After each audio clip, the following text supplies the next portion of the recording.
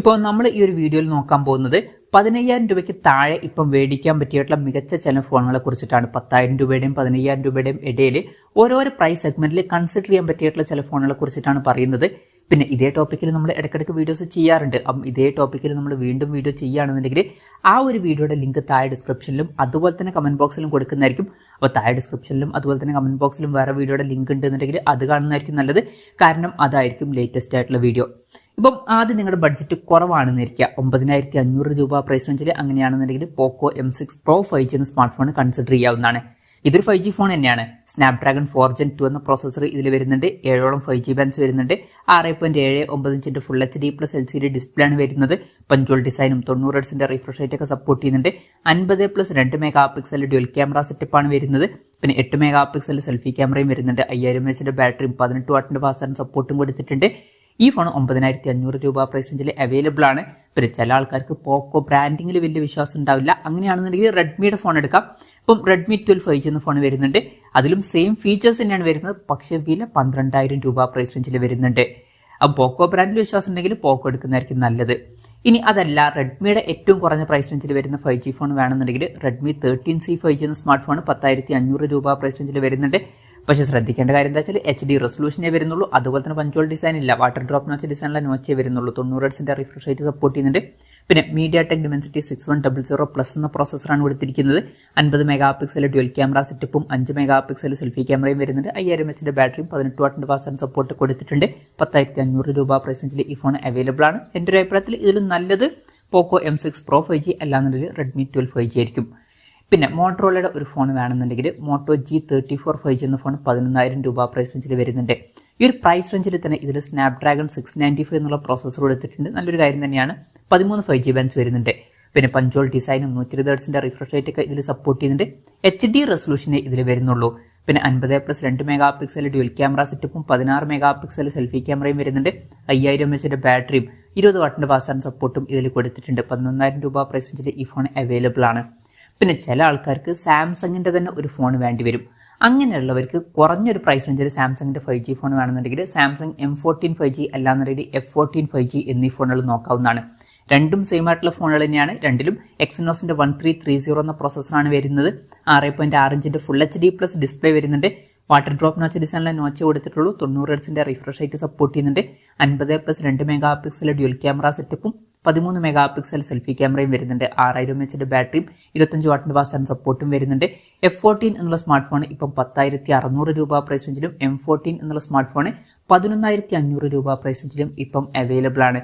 ഇനി ഇതല്ല, ബഡ്ജറ്റ് കുറച്ചും കൂടി കൂട്ടാം എന്നുണ്ടെങ്കിൽ ഇതിനേക്കാൾ ബെറ്റർ ആയിട്ടുള്ള ഓപ്ഷൻ സാംസങ് M34 അല്ലാന്നുണ്ടെങ്കിൽ F34 എന്നീ ഫോണുകളായിരിക്കും. രണ്ടും സെയിം ആയിട്ടുള്ള ഫോണുകൾ തന്നെയാണ്.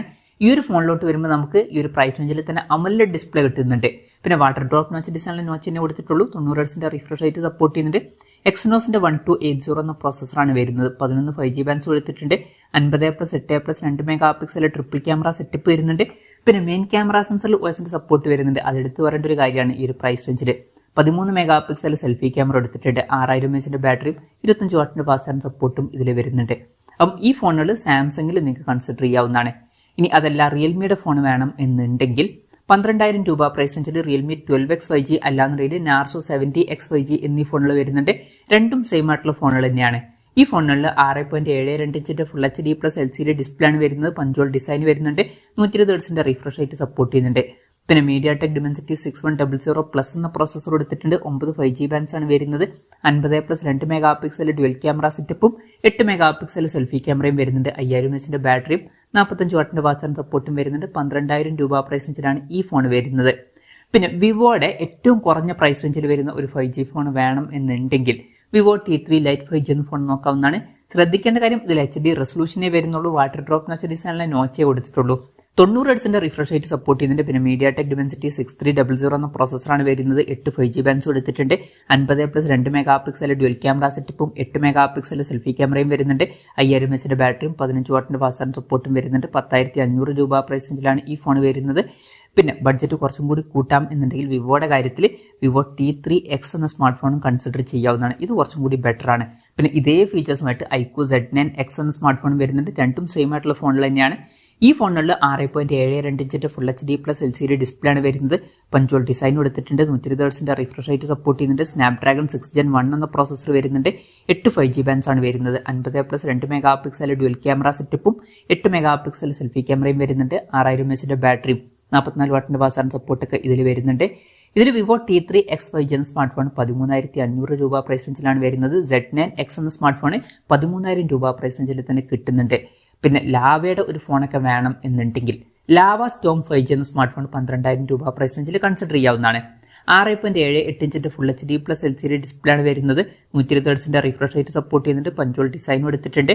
പിന്നെ MediaTek Dimensity 6080 എന്ന പ്രോസസറാണ് വരുന്നത്. 50+8 മെഗാ പിക്സൽ ഡ്യുവൽ ക്യാമറ സെറ്റപ്പും 16 മെഗാ പിക്സൽ സെൽഫി ക്യാമറയും വരുന്നുണ്ട്. 5000 mAh ബാറ്ററിയും 33 വാട്ടിന്റെ ഫാസ്റ്റ് ചാർജിംഗ് സപ്പോർട്ടൊക്കെയാണ് വരുന്നത്. 12,000 രൂപ പ്രൈസ് റേഞ്ചിൽ ഈ ഫോൺ അവൈലബിൾ ആണ്. ഇനി റെഡ്മിയുടെ ഫോൺ വേണമെന്നുണ്ടെങ്കിൽ 13,800 രൂപ പ്രൈസ് റേഞ്ചിൽ ഇപ്പം റെഡ്മി നോട്ട് 12 5G എന്ന സ്മാർട്ട് ഫോൺ കിട്ടുന്നുണ്ട്. ഇതിൽ 6.6 ഇഞ്ചിന്റെ full HD plus AMOLED display വരുന്നുണ്ട്. പഞ്ച്വൽ ഡിസൈൻ കൊടുത്തിട്ടുണ്ട്. 120 Hz റിഫ്രഷ് റേറ്റ് സപ്പോർട്ട് ചെയ്യുന്നുണ്ട്. സ്നാപ്ഡ്രാഗൺ 4 Gen 1 എന്ന പ്രോസസർ കൊടുത്തിട്ടുണ്ട്.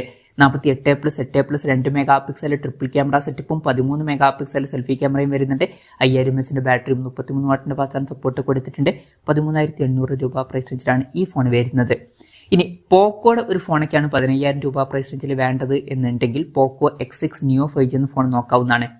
ഇതിലും 6.6 ഇഞ്ചിന്റെ full HD plus AMOLED ഡിസ്പ്ലേയും punctual ഡിസൈനും 120 Hz റിഫ്രഷ് റേറ്റ് ഒക്കെ തന്നെയാണ് വരുന്നത്. MediaTek Dimensity 6080 എന്ന പ്രോസസർ കൊടുത്തിട്ടുണ്ട്. പിന്നെ 108+2 മെഗാ പിക്സൽ ഡ്യുവൽ ക്യാമറ സെറ്റപ്പും 16 മെഗാ പിക്സൽ സെൽഫി ക്യാമറയും വരുന്നുണ്ട്. 5000 mAh ബാറ്ററി 33 വാട്ടിന്റെ ഫാസ്റ്റ് ചാർജിംഗ് സപ്പോർട്ട് കൊടുത്തിട്ടുണ്ട്. 15,000 രൂപ പ്രൈസ് റേഞ്ചിലാണ് ഈ ഫോൺ വരുന്നത്. അതുപോലെ തന്നെ 15,000 രൂപ പ്രൈസ് റേഞ്ചിൽ മോട്ടറോളയുടെ ഒരു 5G ഫോൺ വേണം എന്നുണ്ടെങ്കിൽ മോട്ടോ G64 5G എന്ന ഫോൺ കൺസിഡർ ചെയ്യാവുന്നതാണ്.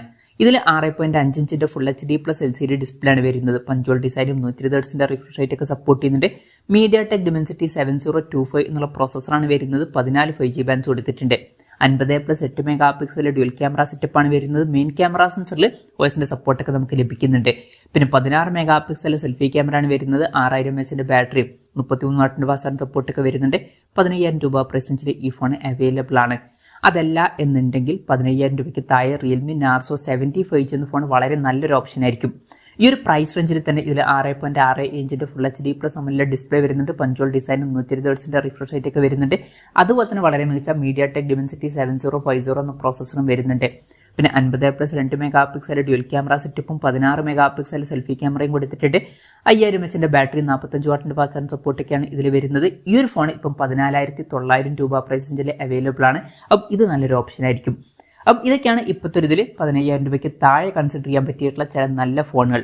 ഇതിൽ ഞാൻ ഏതെങ്കിലും ഫോണിൽ വിട്ടുപോയിട്ടുണ്ടോ എന്നുള്ള കാര്യം ജസ്റ്റ് ഒന്ന് കമൻറ്റ് ചെയ്യുക. അതുപോലെ തന്നെ ഇതിൽ നിങ്ങൾ ഏത് ഫോൺ സെലക്ട് ചെയ്യും എന്നുള്ള കാര്യം കൂടി ജസ്റ്റ് ഒന്ന് കമൻറ്റ് ചെയ്യുക. ഇപ്പം എൻ്റെ ഒരു അഭിപ്രായം ചോദിക്കുകയാണെന്നുണ്ടെങ്കിൽ ബഡ്ജറ്റ് കുറവാണെന്നുണ്ടെങ്കിൽ ഞാൻ പോക്കോ M6 Pro 5G എന്ന സ്മാർട്ട് ഫോൺ കൺസിഡർ ചെയ്തേക്കാം. അല്ല ബഡ്ജറ്റ് കുറച്ചും കൂടി കൂട്ടാം എന്നുണ്ടെങ്കിൽ iQOO Z9 X 5G എന്ന സ്മാർട്ട് ഫോൺ ആയിരിക്കും ഞാൻ സെലക്ട് ചെയ്യുക. അല്ല എന്നുണ്ടെങ്കിൽ 15,000 രൂപ പ്രൈസ് റേഞ്ചിൽ റിയൽമി നാർസോ 70 5G എന്ന സ്മാർട്ട് ഫോൺ കൺസിഡർ ചെയ്തേക്കാം. സാംസങ്ങിന്റെ ഫോണുകൾ വേണമെന്നുണ്ടെങ്കിൽ M34 അല്ലാന്നുണ്ടെങ്കിൽ F34 എന്നീ ഫോണുകളും കൺസിഡർ ചെയ്തേക്കാം. അപ്പം ഇതാണ് എൻ്റെ ഒരു ലിസ്റ്റ്. ഇതുപോലെ നിങ്ങളുടെ ലിസ്റ്റും കൂടി ജസ്റ്റ് ഒന്ന് കമൻറ്റ് ചെയ്യുക.